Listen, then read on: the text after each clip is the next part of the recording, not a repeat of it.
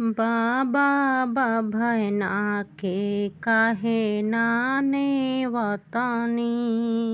बाभना पोथिया पातरवा लिहले वसुललन जी के मूड़न हे। पिताजी बाभना के काहे नाने वतनी। बाभनिया सहित चलिया वसुललन जी के मूड़न हे। पिताजी हजमा के काहे नाने वतनी।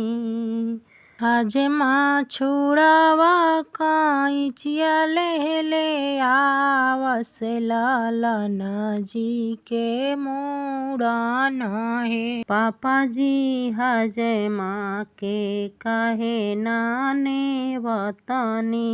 हजमिनिया सहित चलिया वसुललन जी के मूड़न हे। चाचा बढ़ई के काहे नाने वतनी। अब पीढ़ावा पटिया लिहले वसुललन जी के मूड़न हे। चाचा बढ़ई के काहे नाने वतनी। बढ़इनिया सहित चलिया वसुललन जी के मूड़न हे। पापाजी कोहरा के काहे नाने वतनी।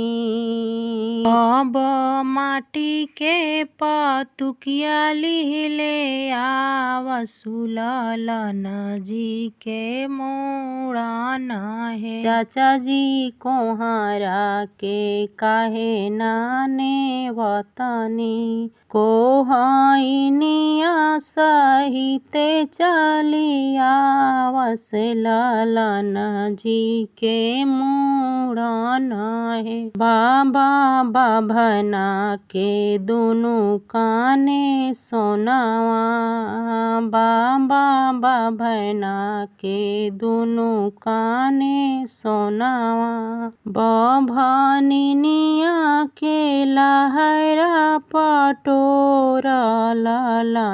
जी के मूड़न हे। पिताजी हजमा के दुनु काने सोनावा। पिताजी हजमा के चढ़ने के घोड़ावा। पिताजी कोहरा के चढ़ने के घोड़ावा। कोहइनिया के लहरा पटोरलन जी के मूड़न हे। हजमिनिया के लहरा पटोरलन जी के मूड़न हे।